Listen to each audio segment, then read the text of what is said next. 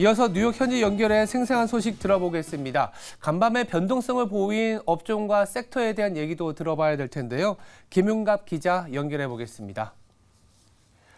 김윤갑 특파원. 네, 안녕하세요. 네, 간밤에 변동성이 심했던 그런 업종이 있었습니다. 뒤쪽에 보이는 매장이 바로 그 리비안인 것 같은데요. 간밤에 주가 변동성이 꽤나 심했습니다. 자세한 내용 부탁드립니다. 네, 저는 지금 뉴욕 맨하탄에 위치한 리비안의 한 매장 앞에 나와 있는데요. 지금 화면의 우측에서 리비안의 매장을 보실 수 있습니다. 먼저 뉴욕 증시 마감 상황부터 한번 살펴보도록 하겠습니다. 뉴욕 증시는 일제히 하락 마감했습니다. 뉴욕 증권거래소에서 다우존스 30 산업평균 지수는 전장보다 9.98포인트, 0.03% 하락한 33,119.57의 장을 마쳤습니다. 대형주 중심의 S&P 500 지수는 전장보다 5.57포인트, 0.13% 하락한 4,258.18에, 기술주 중심의 나스닥 지수는 전장보다 16.18포인트, 0.12% 하락한 13,219.83의 장을 마감했습니다. 이날 주식시장은 다음 날인 현지 시간으로 6일 발표되는 노동부의 고용 데이터를 기다리는 모습이었습니다. 투자자들은 연준이 다시 금리 인상 기조를 보여서 국채금리가 치솟는 것을 막기 위해서 노동시장의 약세를 바라고 있습니다. 이날 주식시장에서는 특히 전기차 업체 리비안이 주목을 받았습니다. 리비안의 주가는 이날 약 23% 하락하면서 18달러 선까지 하락했습니다. 지금 제 뒤로 보이는 리비안의 차량들도 보실 수가 있는데요. 우측이 바로 리비안 매장입니다. 그리고 좌측으로는 리비안의 차량들이 주차 중인 모습들도 보실 수 있습니다. 리비안은 전기 픽업 트럭과 SUV를 주력으로 하는 전기차 업체입니다. 한때 테슬라의 대항마로 불리기도 했습니다. 최근 인도량이 발표될 때까지만 해도 리비안의 분위기가 나쁘지는 않았습니다. 올해 3분기 시장 예상치를 웃도는 인도량을 발표했는데요. 3분기에 16,000여 대를 생산하고 15,000여 대를 인도했습니다. 3분기 인도량은 전분기 대비해서 23% 증가한 규모이기도 합니다. 이에 연간 생산 목표인 52,000대를 향해서 순항하는 분위기였습니다. 하지만 현지 시간으로 4일 밤에 밝힌 전환사채 발행 계획이 주가에 발목을 잡았습니다. 리비안은 기관 투자자를 대상으로 15억 달러 규모의 2030년 만기 전환사채를 발행하기로 했습니다. 구매자들은 최대 2억 2,500만 달러를 추가로 매수할 수 있는 채권 매수 옵션도 갖게 됩니다.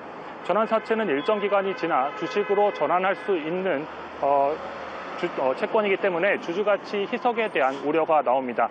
이에 이날 주가는 20% 넘게 급락했습니다. 이날 월가에서는 미국의 국가 신용등급 하락에 대한 우려도 나왔습니다. 마켓워치에 따르면 월스트리트에서는 정치적 혼란으로 셧다운에 대한 우려가 커지면서 미국이 마지막 AAA 등급을 이룰 수 있다는 우려가 나오고 있습니다.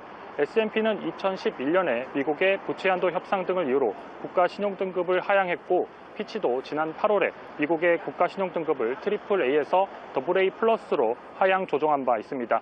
현재는 3대 글로벌 신용평가사 가운데 무디스만이 미국의 국가 신용등급을 AAA로 평가하고 있습니다.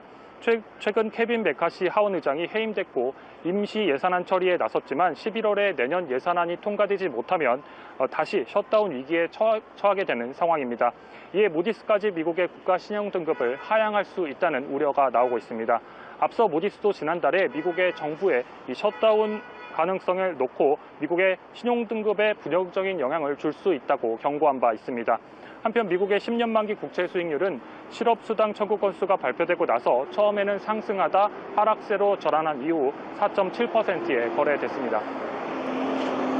네, 다음으로 간밤에 발표된 미국의 경제 지표에 대해서도 살펴보겠습니다. 실업수당 청구 건수와 무역 수지가 발표됐습니다. 관련 소식도 전해주시죠. 네, 미국의 노동시장 상황을 알 수 있는 지표가 발표됐습니다. 바로 신규 실업수당 청구 건수인데요. 매주 발표가 되는 지표 가운데 하나입니다. 미국 노동부에 따르면 지난주인 9월 24일부터 30일까지 일주일간 신규 실업수당 청구 건수는 20만 7천 건을 기록했습니다. 직전주와 비교하면 2천 건이 증가했습니다. 월스트리트저널이 집계한 전망치인 21만 건과 비교해서는 3천 건이 적은 규모입니다. 이는 미국의 신규 실업수당 청구가 여전히 팬데믹 시절의 최저치에 가까운 낮은 수준을 유지하고 있다는 시사하는 결과입니다. 통상 경기 침체가 다가올 때는 실업수당이 증가하게 되는데 일반적으로 30만 건 수준을 유지하다가 더 높아지게 됩니다. 이에 현재 실업수당 청구 건수인 20만 건 수준은 좀 낮은 수준이라고 할 수 있습니다. 즉 미국의 고용시장의 실업이 크게 증가하지 않고 여전히 고용 환경이 구직자들에게 우호적인 수준이라는 겁니다. 지역별로 보면 53개 주 가운데 33개에서 신규 실업수당 청구가 감소했고 20개 주에서는 청구가 증가했습니다. 미국에서 실업수당을 받는 사람의 수는 166만 명으로 큰 변화가 있지는 않았습니다. 참고로 최근 자동차 업계를 비롯해서 미국에 발생하고 있는 이 파업에는 대부분 실업수당이 지급되지 않습니다. 캘리포니아주에서는 파업 노동자들에게 실업수당을 지급하는 법안이 주의회를 통과했으나 게빈 뉴섬 캘리포니아 주지사가 이 거부권을 행사하면서 무산시키기도 했습니다. 뉴욕과 뉴저지를 제외한 대부분의 주에서는 파업 중인 노동자들에게 실업수당을 지급하지 않고 있습니다. 즉 잇따라 발생하는 파업으로 인해서 이 같은 수치가 왜곡될 가능성은 비교적 적다는 의미입니다. 월가에서는 다음 날 발표되는 미국의 노동부의 9월 고용보고서에 집중하고 있습니다. 월스트리트저널이 집계한 전문가 전망치는 전월 대비 17만 명 고용 증가입니다.